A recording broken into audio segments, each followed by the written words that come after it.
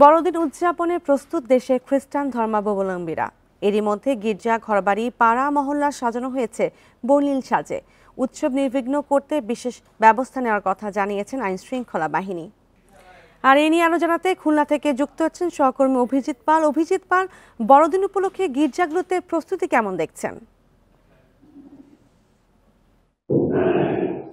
হ্যাঁ, আপনি যেমনটি বলছিলেন যে খ্রিস্টান ধর্মাবলম্বীদের সর্ববৃহৎ উৎসব যে বড়দিন, সেই বড়দিনের আসলে শেষ মুহূর্তের আসলে একদম প্রস্তুতি চলছে।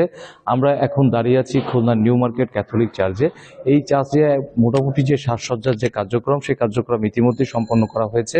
এখন আসলে শেষ মুহূর্তের যে প্রস্তুতি, সেই প্রস্তুতিটাই চলছে। খ্রিস্টান ধর্মাবলম্বীরা যীশু খ্রিস্টের জন্মদিনের দিন তারা ঈশ্বরের কাছে প্রার্থনা করেন এবং পৃথিবী সহ সমস্ত বিশ্বজগতের যে শান্তি এবং শুশ্রূষার জন্যই তারা এই প্রার্থনা করে থাকেন। এবং আজ 24 ডিসেম্বর শেষে একেবারে 25 ডিসেম্বরের শুরুতে একদম প্রথম প্রহরে 12:01 মূলত প্রার্থনার মধ্য দিয়েই বড়দিনের মূল যে আনুষ্ঠানিকতা, সেই আনুষ্ঠানিকতাগুলো শুরু হবে। আর এখন এই মুহূর্তে আসলে এখন তো একেবারেই শেষ মুহূর্তের কাজ চলছে গির্জাগুলোর যে সাজসজ্জা, সেই সাজসজ্জাগুলো করা হচ্ছে এবং যে গির্জাকে একটি নতুনভাবে সাজিয়ে তোলা হচ্ছে রঙিন কাগজ সহ নানা ধরনের বিভিন্ন ধরনের জিনিসপত্র দিয়ে গির্জাটাকে সাজিয়ে তোলা হচ্ছে। এবং এর সাথে পাশাপাশি আপনি জানেন যে বড়দিনের একটি বড় থাকে ক্রিসমাস ট্রি, সেই ক্রিসমাস ট্রি তৈরির কাজও কিন্তু ইতিমধ্যে সম্পন্ন হয়ে গেছে।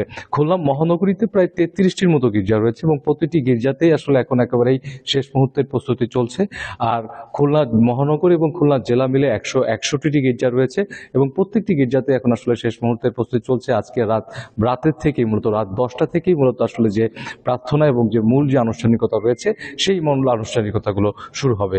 এখানকার যিনি ফাদার রয়েছেন তিনি আমাদেরকে জানিয়েছেন মূলত ঈশ্বরের কাছে বড়দিনে প্রার্থনা করা হবে দেশ, জাতি এবং মানুষের যাতে তারা যেন শান্তিতে বসবাস করতে পারে এবং একটি সুখী সমৃদ্ধ দেশ হিসেবে যাতে বাংলাদেশ সামনের দিকে এগিয়ে যায়, সেই বিষয়গুলোকেই তার জন্যই তারা মূলত আসলে ঈশ্বরের কাছে প্রার্থনা করবেন।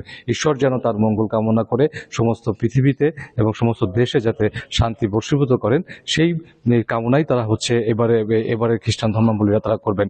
জানেন যে ছাত্র জনতা গণ অভ্যুত্থানের পরে এবার আসলে প্রথম এই বড়দিন উদযাপিত করছেন খ্রিস্টান ধর্মাবলম্বীরা। অতএব সেই ক্ষেত্রে এই বড়দিনের কিন্তু একটি তাৎপর্যও রয়েছে কিন্তু বিস্তৃতভাবে।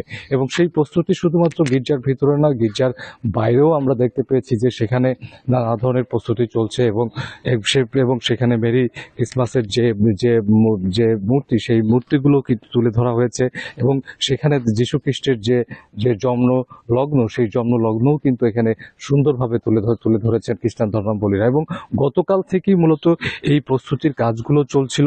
এখন আসলে একেবারেই শেষ মুহূর্ত এবং শেষ মুহূর্তের কাজগুলো চলছে। মূলত গির্জাগুলোতে এখন পরিষ্কার পরিচ্ছন্নতা সহ এবং রাতে যে মূল প্রার্থনা অনুষ্ঠিত হবে, সেই প্রার্থনা অনুষ্ঠানের যে প্রস্তুতি, সেই প্রস্তুতি চলছে।